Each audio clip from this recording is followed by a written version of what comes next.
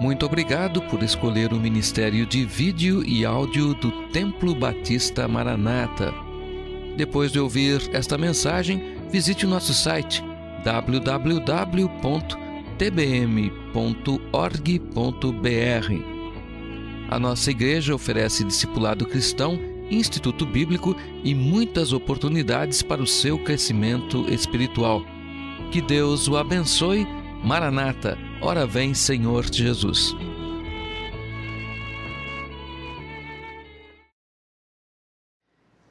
Encarando o futuro com confiança. Apesar de todas as más notícias que nós estamos recebendo, que nós estamos assistindo, que nós estamos vendo, você que é crente, você que é salvo, você que tem Cristo, pode encarar o dia de amanhã com confiança. Vamos ter uma palavra de oração? Querido Deus e eterno Pai, obrigado por tudo que o Espírito Santo tem nos mostrado, tem falado aos nossos corações, desde que chegamos aqui às 9 horas desta manhã. Mais uma vez eu peço que o Espírito Santo fale, nos convença, que Ele possa nos exortar, possa nos confortar e nos edificar através da pregação da palavra de Deus. Pai querido, fale conosco, viemos para ouvir a sua voz e que possamos sair daqui maravilhados com o poder de Deus sobre as nossas vidas. No nome de Jesus, oramos agradecidos. Amém. Nos coloquemos em pé, quero ler apenas alguns versículos deste precioso salmo.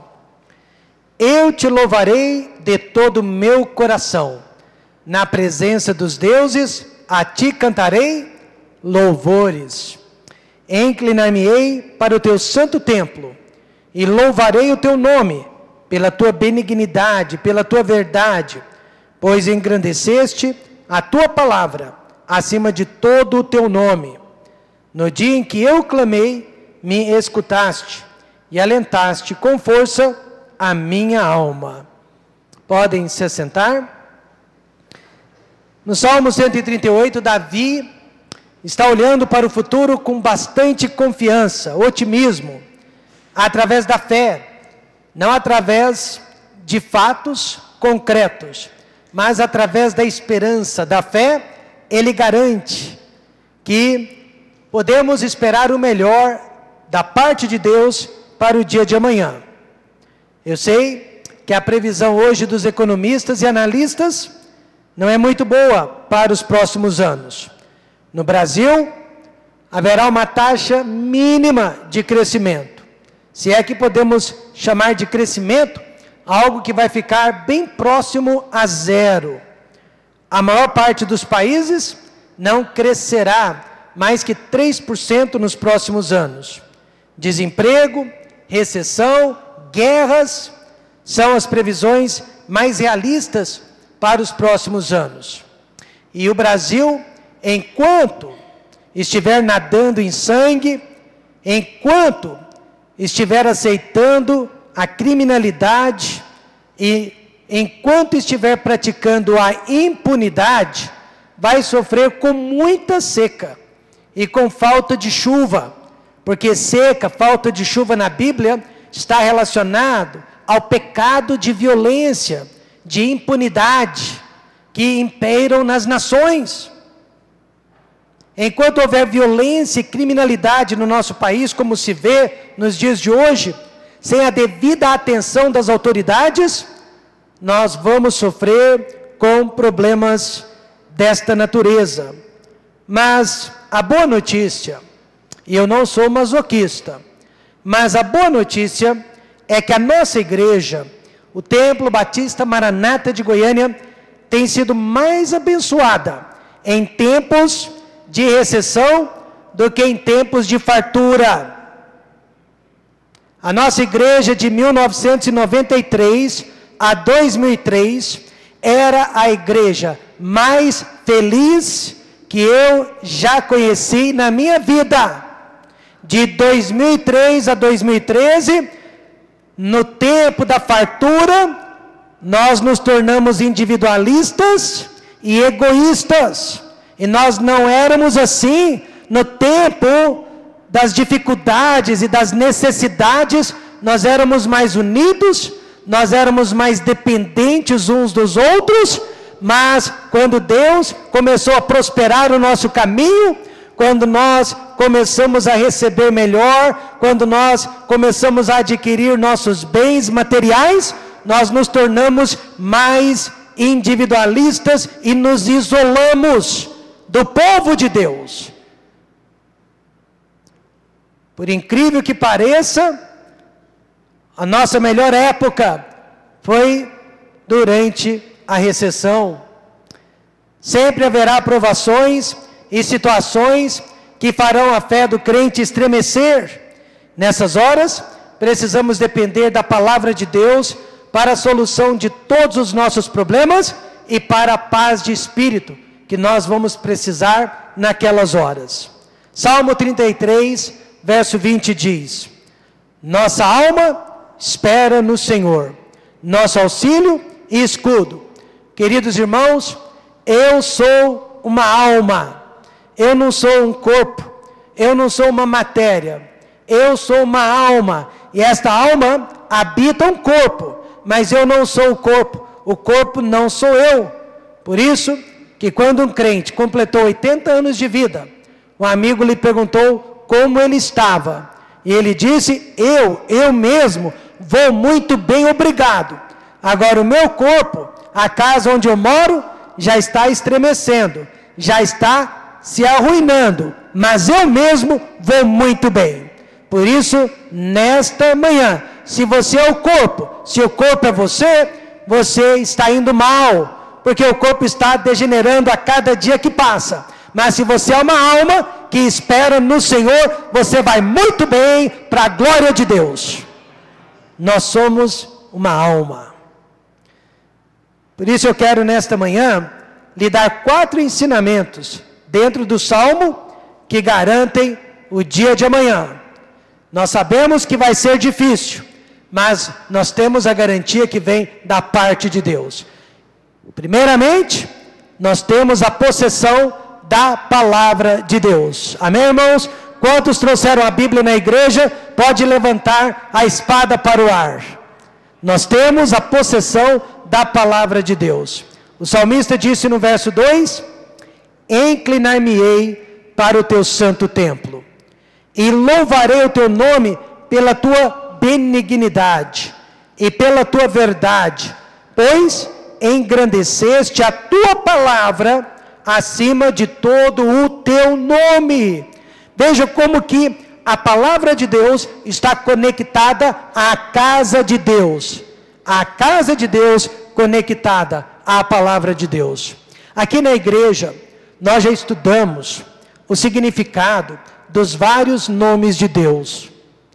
Talvez precisemos estudar novamente, mas estudamos o significado de Elohim, Jeová Jireh, Jeová Shalom, Jeová Ropeca e muitos outros nomes de Deus que demonstram os seus atributos e as suas qualidades divinas.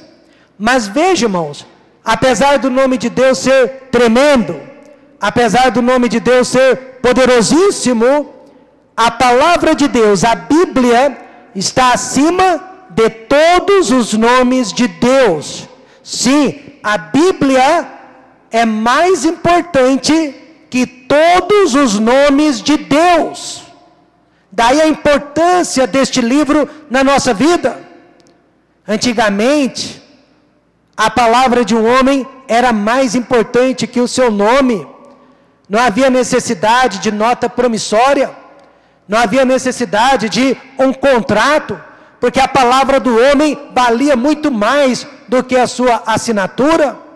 Mas hoje em dia não, a palavra não vale nada, é a assinatura que vale.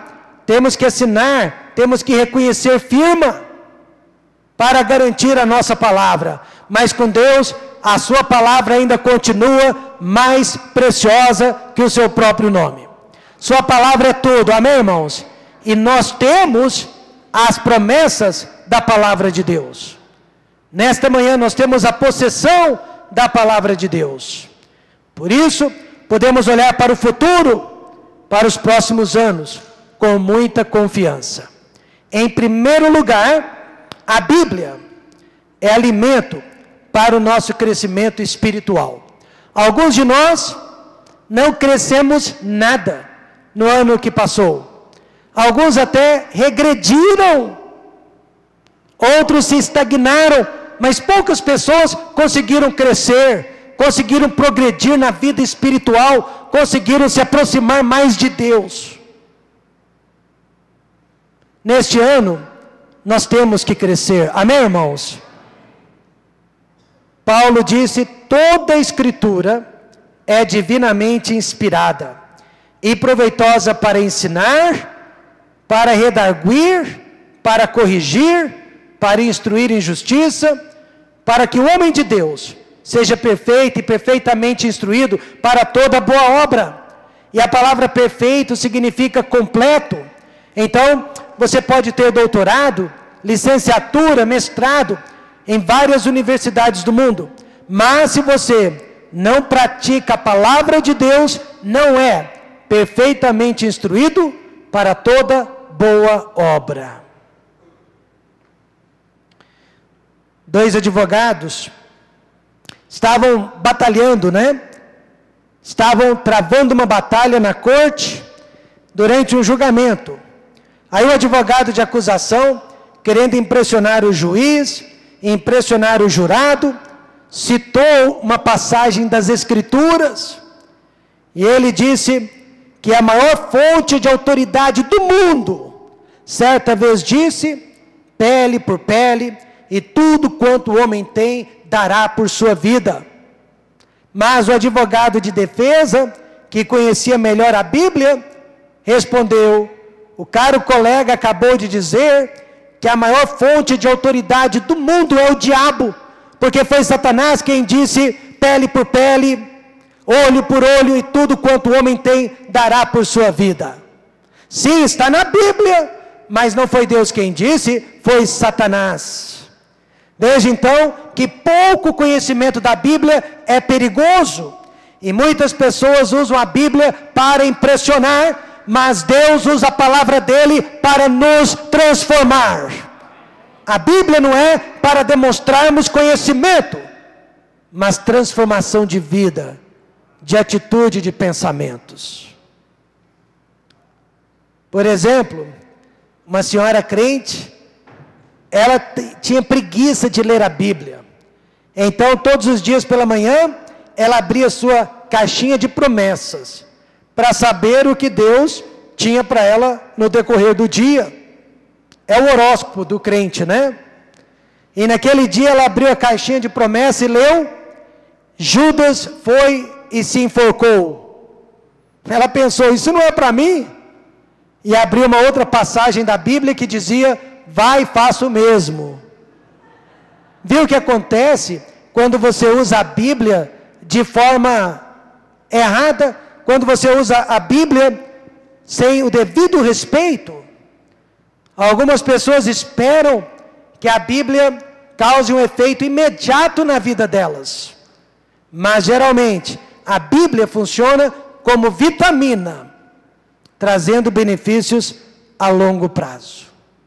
Por isso, nesta manhã, nós temos a Bíblia, a palavra de Deus, o alimento para o nosso crescimento espiritual. Em segundo lugar, a Bíblia é a nossa arma espiritual. Não se enganem, nós estamos vivendo numa batalha, uma batalha espiritual contra as hostes das trevas, forças invisíveis que estão tentando destruir nossos filhos, nosso casamento e nossa igreja. A nossa igreja, irmãos, está travando uma batalha espiritual. Satanás quer fechar as portas da igreja, Satanás quer esvaziar a igreja, Satanás quer desanimar os irmãos, Satanás quer trazer divisão entre nós. E enquanto há esta batalha espiritual, a nossa arma é a palavra de Deus. E eu lhe garanto, enquanto esta igreja estiver pregando a palavra de Deus, as portas do inferno não prevalecerão contra ela. Nós estamos vivendo uma batalha espiritual. O salmista disse: escondi a tua palavra no meu coração, para eu não pecar contra ti. Eu sei, muitos acham que é a oração que vence as tentações. Muitos acham que a oração é poderosa, mas isso não é bem verdade. Jesus Cristo orou por 40 dias e 40 noites, e foi logo depois disso que ele experimentou a maior tentação de sua vida. Foi logo depois de 40 dias e 40 noites orando na presença de Deus. Sem dúvida, o diabo tem medo da oração, mas não por causa do orador, que somos nós pecadores inconstantes, mas por causa do Deus que responde às nossas orações. Porém, irmãos, a maior arma contra o diabo ainda continua sendo a palavra de Deus. A maior arma contra o diabo ainda continua sendo a verdade de Deus. Por isso, quando Jesus Cristo foi tentado no deserto, ele respondeu apenas com a palavra de Deus. Ele disse: está escrito. Meus amados irmãos, se está escrito, pode confiar. Se está escrito, pode abraçar. Jesus disse: está escrito, nem só de pão viverá o homem, mas de toda a palavra que procede da boca de Deus. Está escrito: não tentarás ao Senhor teu Deus.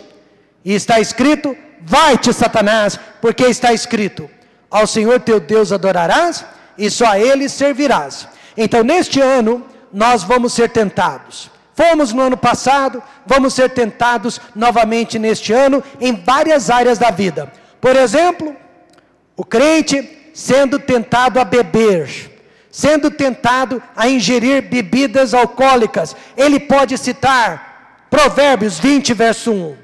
O vinho é escarnecedor, a bebida forte, alvoroçadora, e todo aquele que neles errar, nunca será sábio. E ao citar a palavra de Deus, está escrito: ele manda Satanás embora.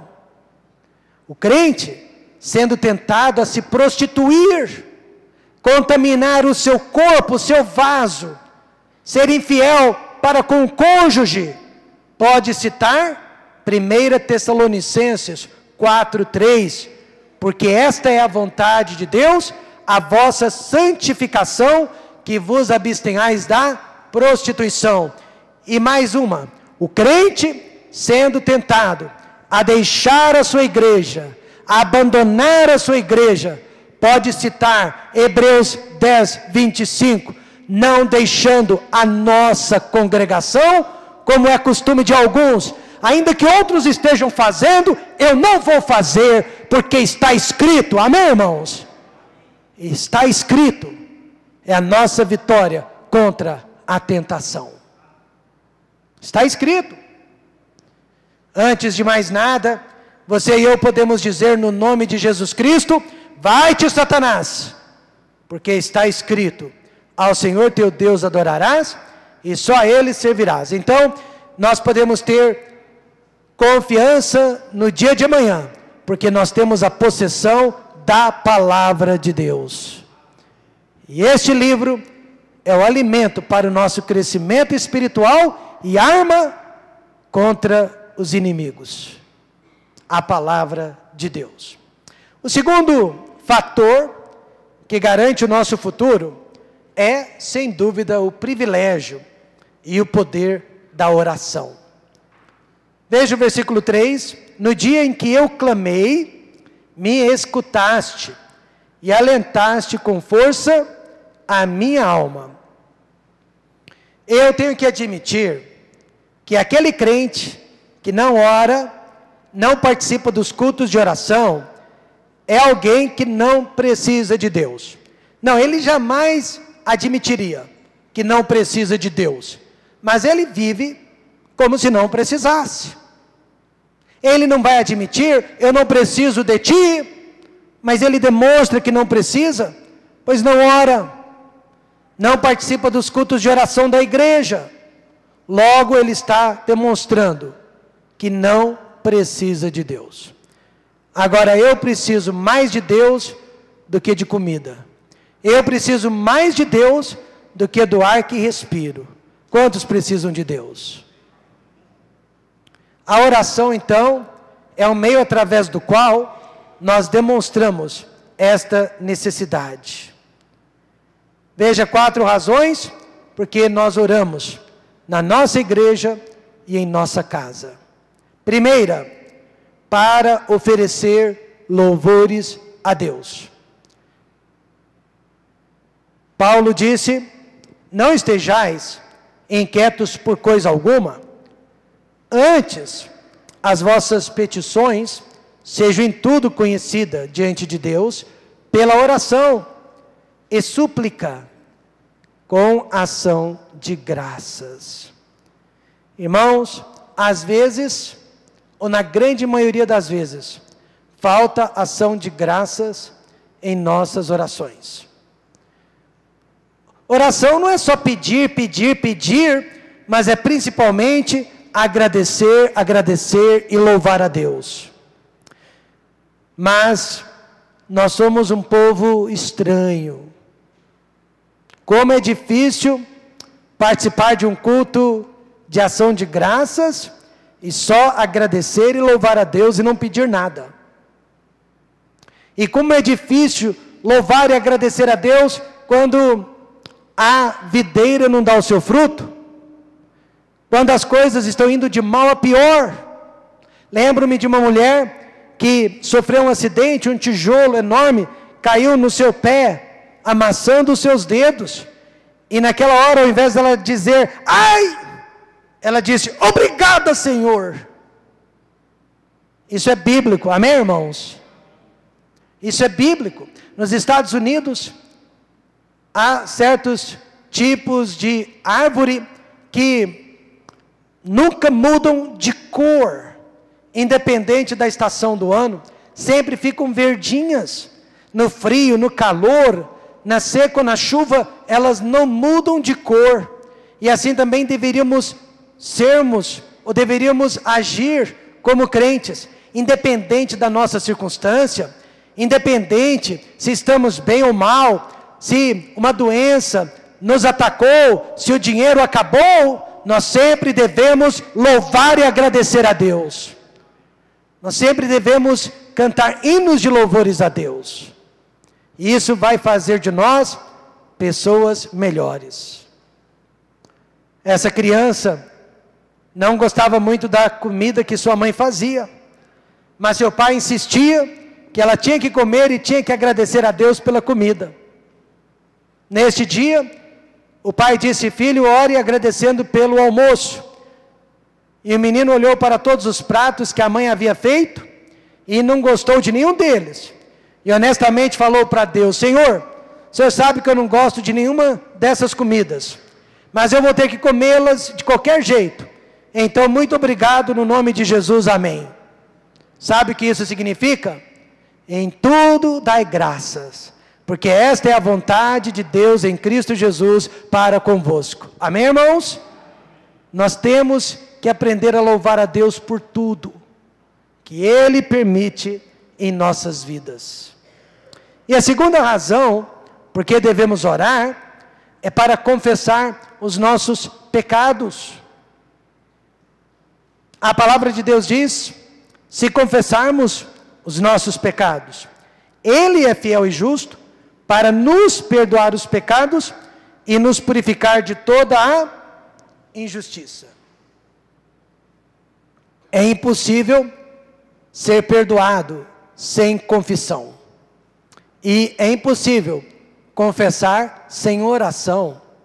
Algumas pessoas inadvertidamente oram assim, ó Deus, perdoe a multidão dos meus pecados.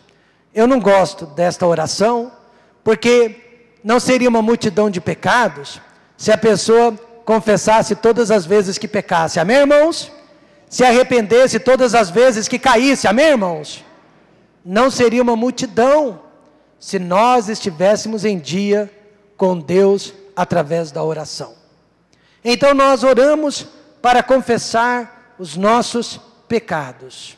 Salmo 103, verso 3 diz: Ele é o que perdoa todas as tuas iniquidades e que sara todas as tuas enfermidades. E a terceira razão por que oramos, e eu gosto muito disso, é para interceder por outras pessoas. Não me leve a mal, eu não sou místico e de maneira alguma estou introduzindo uma doutrina estranha. Mas existem certas pessoas que só serão curadas, que só serão libertadas, se eu, pastor Rômulo Éden Ribeiro, orar por elas. Qualquer outra pessoa pode orar por elas, mas o resultado não será o mesmo. Porque Deus me chamou, Deus me escolheu para orar por aquela pessoa. Há certas necessidades na minha vida que Deus selecionou alguém para orar por mim. E se aquela pessoa não estiver orando por mim, eu não serei abençoado. Eu acredito nisso. Por quê, pastor Rômulo? Veja, irmãos, o que o profeta Samuel nos ensinou. E quanto a mim, longe de mim que eu peque contra o Senhor, deixando de orar por vós, é o que o versículo está dizendo. Por vós. Ou seja, Samuel nos ensina que é um pecado horrível deixar de orar pelas pessoas que estão próximas de nós, que são nossos familiares, que são nossos irmãos em Cristo, com quem nós convivemos. Vou dar um exemplo de oração intercessora. Alguns anos atrás, enquanto a minha mãe ainda estava viva, eu passei um período, talvez de uma semana ou mais, muito oprimido. O crente, ele não é possuído, amém, irmãos?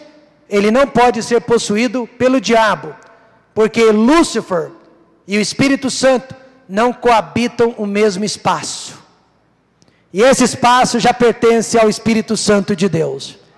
Portanto, um crente não pode ser possuído pelo demônio. Mas ele pode ser oprimido. Oprimido com sentimentos, pensamentos. Isso acontece muitas vezes com pastores que estão fazendo a obra de Deus. E numa dessas ocasiões, minha esposa orava por mim e nada. Meus diáconos oravam por mim e nada. Nós fizemos uma viagem daqui até a Ribeirão Preto. Quando eu entrei na casa dos meus pais, ajoelhei-me perante a minha mãe, que naqueles dias já estava muito doente, e com as suas mãozinhas trêmulas, colocadas sobre a minha cabeça, ela orou uma oração de 2, 3 minutos, e quando ela disse amém, já não havia mais opressão, amém, irmãos? Foi como que se ela tivesse tirado com os próprios dedos aquela opressão maligna. Quantas pessoas estão deixando de ser abençoadas nesta manhã, porque você não ora por elas? Você mal ora por você mesmo e por sua família? Mas se estivesse aqui conosco, nos cultos de oração, estaria orando por outras pessoas, e saberia quem são essas pessoas, e quais são as suas verdadeiras necessidades. Nós oramos para interceder por outros. E por último, nós oramos para suprir as nossas necessidades. Foi Jesus quem disse: pedi e dar-se-vos-á, buscai e encontrareis, batei e abrir-se-vos-á. Quantos acreditam nisso? Mas não vejo mais as pessoas batendo, não vejo mais as pessoas buscando, por isso não vejo mais as pessoas encontrando. Daí a minha conclusão: quem não ora, quem não tem um ministério de oração, não precisa de Deus. Precisa de si mesmo, mas não precisa de Deus. Porém, o que garante o nosso futuro é a possessão da palavra de Deus, mas é o poder e o privilégio de uma vida de oração. Isso garante o dia de amanhã. Em terceiro lugar, nós temos a promessa de um futuro glorioso. Não é um futuro imediato, mas é um futuro glorioso. Temos a promessa. O salmista no verso 4 viu o futuro. E ele disse que todos os reis da terra te louvarão, ó Senhor, quando ouvirem as palavras da tua boca. Sim, haverá um dia no planeta Terra que todos os governos, todos os reis da terra irão louvar a Deus Jeová.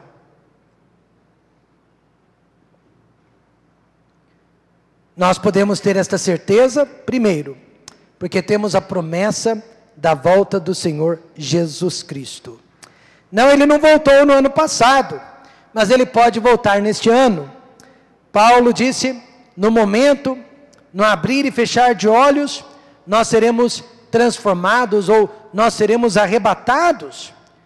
2015 pode ser o ano da nossa redenção, e aqueles que morreram em Cristo serão ressuscitados primeiro, e depois nós, os que ficarmos vivos, seremos juntamente com eles arrebatados.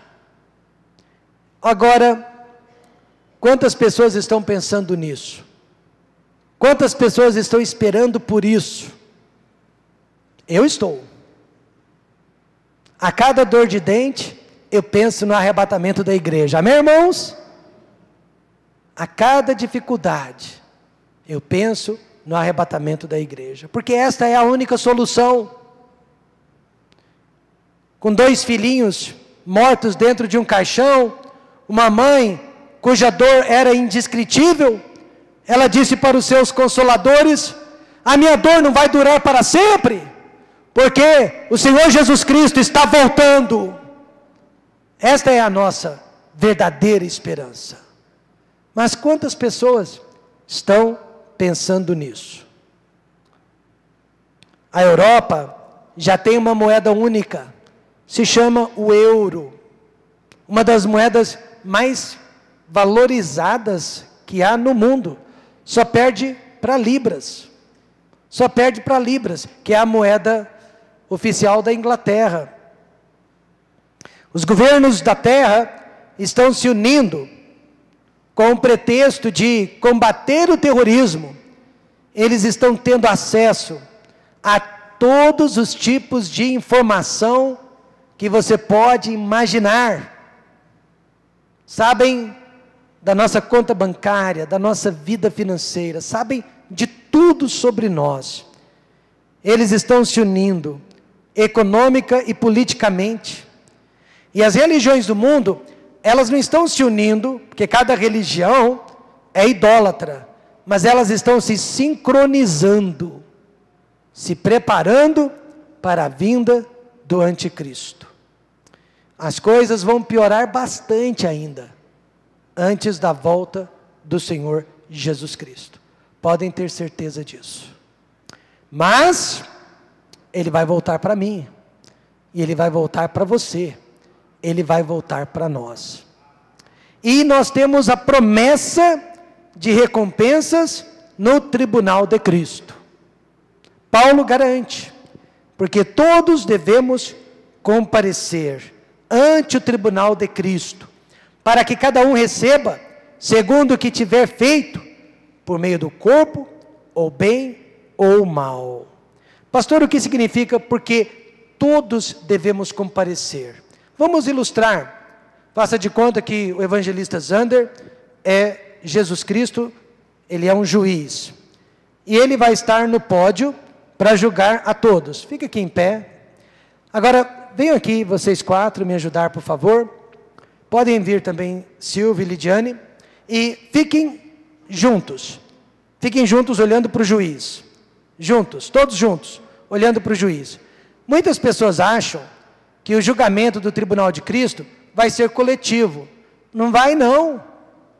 Não vai não, porque no coral desta vida é muito fácil cantar com outras pessoas, mas um dia cada um de nós vai ter que fazer um solo na presença de Deus. Então veja como vai ser. Todos vocês se assentem e fique só o Silvio. É um por um. Cada um de nós será julgado na presença de Deus por tudo que nós fizemos ou deixamos de fazer através deste corpo ou através desta vida. Nós temos esta promessa. Obrigado. Nós temos esta garantia da parte de Deus. Amados irmãos, nós podemos olhar para o futuro com confiança, pois temos a possessão da palavra, temos o privilégio e o poder da oração e temos a promessa de um futuro glorioso. E em último lugar, eu gosto desta última parte, nós temos o Deus a quem servimos e a sua fidelidade. Depois de 37 anos vivendo por Cristo, eu já cheguei a essa conclusão: Deus é fiel. Deus é fiel. Veja o que o salmista disse: andando eu no meio da angústia, tu me reviverás, estenderás a tua mão contra a ira dos meus inimigos, e a tua destra me salvará. Ah, se não fosse por Deus, minha carne já teria me destruído, Satanás já teria me destruído, e o mundo já teria me destruído, porque são os meus inimigos. Eu posso olhar com confiança para o futuro, porque a fidelidade de Deus não depende da minha fidelidade. É por isso que muitos de vocês ainda estão aqui na igreja e está indo tudo bem na sua vida. Não é porque você seja uma pessoa maravilhosa, mas porque Deus é maravilhoso. Não é porque você seja um crente fervoroso, mas porque Deus é fiel. A palavra dele diz: se formos infiéis, ele permanece fiel. Não pode negar-se a si mesmo. Se eu estivesse confiando nos líderes da minha nação, ou até mesmo nos líderes desta igreja, eu não teria razão para ter tanta fé, tanta esperança, mas eu estou confiando no único e unigênito Filho de Deus. Maldito o homem que confia no homem, mas bem-aventurado o homem que confia no Senhor. Por quê, pastor? Porque amigos irão nos decepcionar. Amigos irão nos decepcionar. Paulo disse: porque Demas me desamparou, amando o presente século. E quem era Demas? Era um cooperador, um assistente, o braço direito de Paulo. Mais ou menos, pastor Silval, em relação ao pastor Rômulo. Imagine o pastor Silval me desamparando. Pastor Rômulo, eu sei que o senhor tem planos para começar uma nova igreja em Ribeirão Preto, mas eu estou indo embora. Por que, pastor Silval? Porque eu recebi uma proposta de trabalho para ganhar o dobro do que eu ganho aqui. Me desamparou. Ou seja, me deixou na mão. É o que esta palavra significa. Me deixou na mão. Quantas pessoas já não passaram pelo Templo Batista Maranata e não nos deixaram na mão? Quantas pessoas já não passaram por esta igreja, receberam do nosso amor, do nosso carinho, do nosso cuidado, do nosso ministério, mas amaram o presente século, amaram o sistema deste mundo e foram embora, nos deixando na mão, deixando a promessa de fé na mão, deixando a quinta igreja na mão, deixando a manutenção desta igreja na mão. Isso sempre vai acontecer com esta e com todas as demais boas igrejas. Pessoas sempre vão nos desamparar por causa do amor que sentem pelo sistema deste mundo.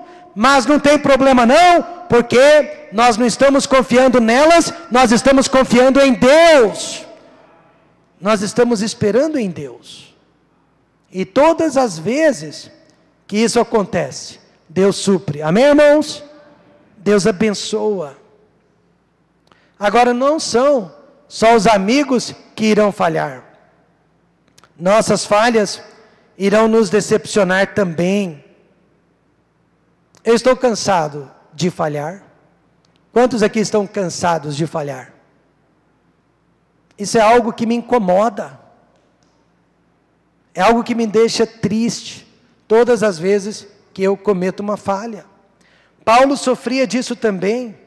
Ele disse: porque não faço o bem que quero, mas o mal que não quero, esse faço. Parafraseando, Paulo disse: porque não faço o que é certo, não faço o que estão esperando de mim, não faço o que é o meu dever, mas o mal que não quero, acabo fazendo. Eu estou cansado, mas graças a Deus, que Paulo confessou que este era um problema na vida dele também, como foi na vida de Abraão, de Isaac, de Jacó, Davi, Salomão, Jeremias, Isaías, Pedro, Tiago e João. Só não foi um problema na vida de Jesus, porque ele sim era perfeito. Mas todos os homens falham. Mas o mais importante é que nós não queremos falhar. Repito, nós falhamos, mas não queremos falhar. Amém, irmãos? Eu não quero falhar. Mas quando falhamos, precisamos confiar na promessa de Deus, que se confessarmos os nossos pecados, Ele é fiel e justo, para nos perdoar os pecados e nos purificar de toda a injustiça. Se somos realmente salvos, quantos são salvos? Digam amém. Amém. Não queremos pecar. O salvo não quer pecar. O salvo não quer pecar. Mas se ele peca, olha a promessa: 7 vezes cairá o justo e se levantará. Os ímpios tropeçarão no mal. Se você é justo, se levantará. John Wesley foi um evangelista puritano. Desculpe a comparação, mas às vezes o irmão Zander me lembra de John Wesley. Não é à toa que é evangelista também. Porque às vezes eu acho que o irmão Zander acredita em perfeição. Ele quer ser perfeito e quer que sejamos perfeitos. Já perceberam isso nele? E John Wesley era desse jeito. Ele queria ser perfeito e coitado daquele que não fosse perfeito perto dele. Ele era uma pessoa intransigente por causa disso. Ele buscava a perfeição neste mundo. Ele buscava a perfeição nesta vida. Mas morreu frustrado. Descobriu que perfeição completa só na glória, na presença de Deus. Mas ele estava certo em buscar a perfeição. E eu e você devemos buscar a perfeição. Vamos falhar, vamos cair, mas nunca vamos deixar de tentar. Buscando a perfeição para a honra e a glória de Deus. 4 fatores garantem o dia de amanhã. A possessão da palavra de Deus. Eu não estou falando do livro que você e eu colocamos debaixo do braço. Eu estou falando do livro que colocamos dentro do coração. É a possessão deste livro. O privilégio e o poder da oração. Nós deveríamos ter mais pessoas aqui orando, nos cultos de oração, dos homens e das mulheres e das crianças, do que nos cultos de louvor a Deus. Porque nós precisamos de muita oração. Nós temos a promessa de um futuro glorioso. Jesus Cristo está voltando. Terrorismo, né? 2014 foi o ano mais quente da história da humanidade, desde que começaram, né, a anotar a temperatura da Terra. E não é à toa que a Bíblia diz que durante a tribulação, os homens seriam queimados pelos raios solares.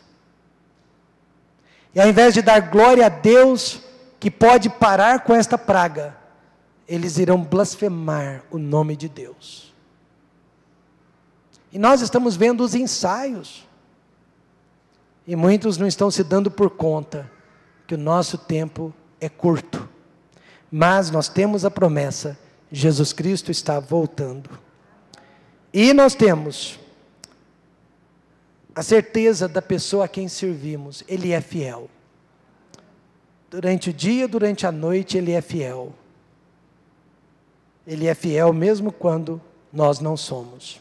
Então eu quero terminar esta mensagem citando Romanos 8, 38 a 39. Nos coloquemos em pé e todos nós vamos citar esta palavra. Romanos 8, 38 e 39.